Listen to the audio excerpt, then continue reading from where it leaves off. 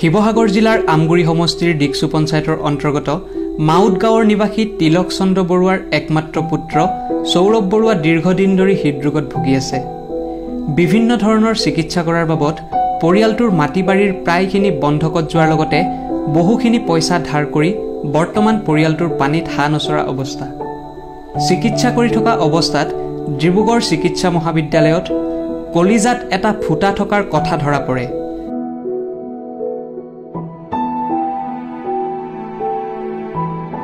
আৰু লগে লগে AMCHে উন্নত চিকিৎসাৰ বাবে অসমৰ বাহিৰৰ চিকিৎসালয়লৈ চিকিৎসাৰ বাবে যাবলৈ লিখি দিছে।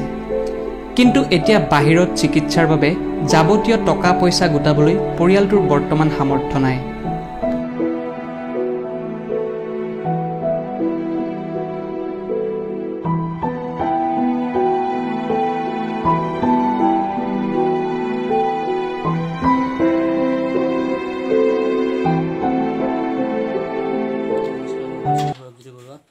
মই বৰ্তমান তাৰমানে হাৰ্ট ৰোগত ভুগি আছোঁ। মোৰ হাৰ্টৰ এটা ফুটা আছে বুলি কৈছে ডক্টৰে।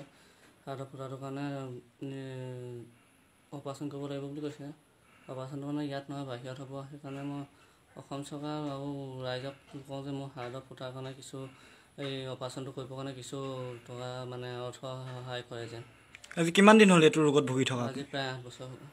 8 মাহৰ পৰা হৈ আছে তাৰমানে মোৰ। কিবা সহায় পাইছেনে? কিবা সহায় মানে তেনেকৈ পোৱা নাই আকৌ।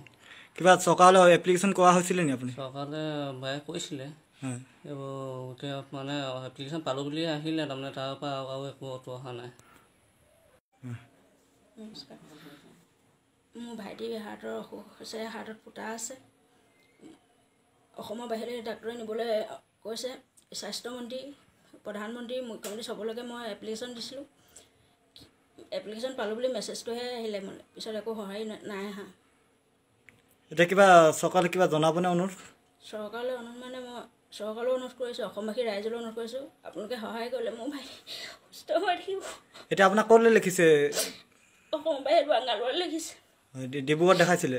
ডিব্ৰুগড়তো দেখাইছিলোঁ, CNRC দেখাইছিলোঁ। এতিয়া কি ক'ব আপুনি? সকলোকে আহ্বান জনাইছোঁ, সহায় কৰক। সহায় কৰিলে আপোনালোকে মোৰ ভাইটি সুস্থ হৈ থাকিব।